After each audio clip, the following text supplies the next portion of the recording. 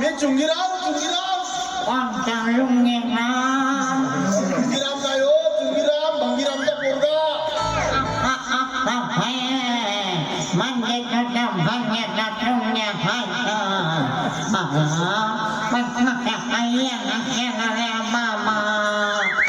तुमची नाती नाही ना नातीन तिच्यासाठी स्थळ आणलाय मुंबईवरून आलाय माझा भाचा भाचा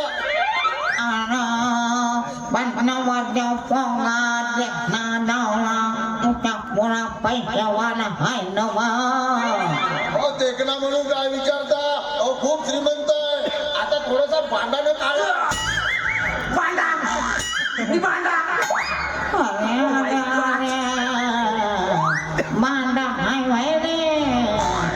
पण माझे नातींच्या मोठी देखील लावणी हाय कसा जमायचा रे बाबा आता लग्न झाल्यावर करून घेणार ते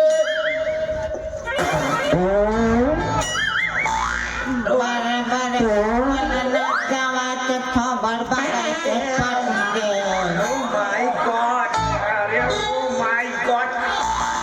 आजीला तिचे भात लागा विजा करते काय झालं मामा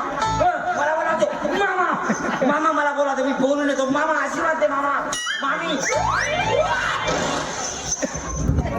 आजी नमस्कार करतो आजी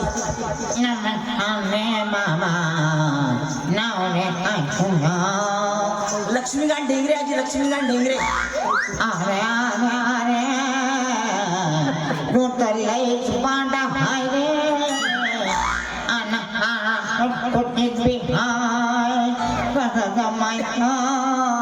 आजी लग्नाची परमिशन द्या ना तुमच्या पार्वती सोबत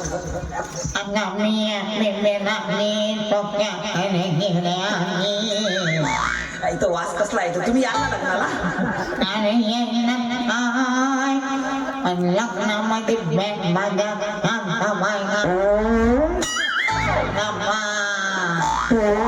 बापरे आखरीचा डान्स कडे वास कसला आहे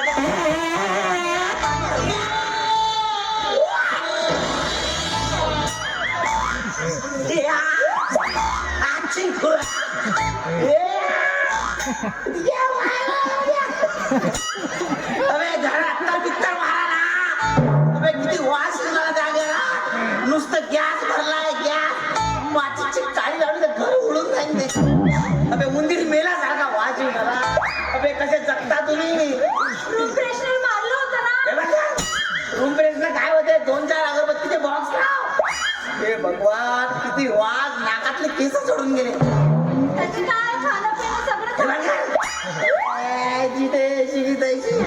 अरे बापरे आजीने लग्नात आणू नको 4-5 वराती मरून जाशील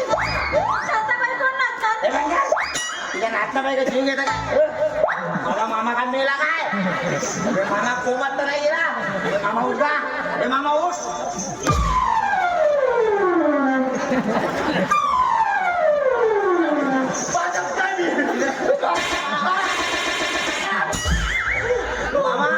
मामा ये मामा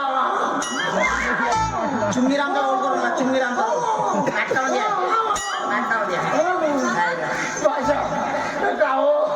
अरे बापरे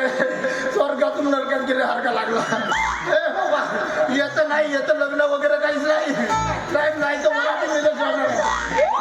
तुझं लग्न करून देतो नाही म्हणलो तू लगेच नेसल्या साडी नाही बाकीच्या साड्या कोण बाकीच्या साड्या मी घेतो ओके मामा तुला जे पाहिजे ते मी घेतो पैसे आधी रेडी काय मामा जमलं मामा लग्न आपलं हॉल मध्ये होईल मामा मामा माझ्या लग्नामध्ये माझं लग्न स्पेशल झालं पाहिजे माझ्या लग्नामध्ये मामा बँड बोलाव बँड नुसतं बँड नाही आपण डीजे लावून डीजे पाहिजे माझ्या लग्नात आणि एवढंच नाही भाषा तुझ्या लग्नामध्ये असा घोडा आणणार मी घोडा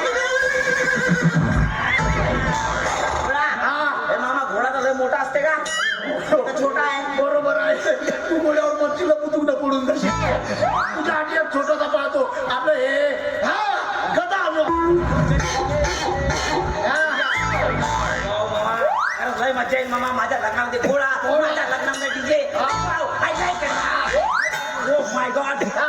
लग्नाला ये पण तुझ्या आजीला नको आणू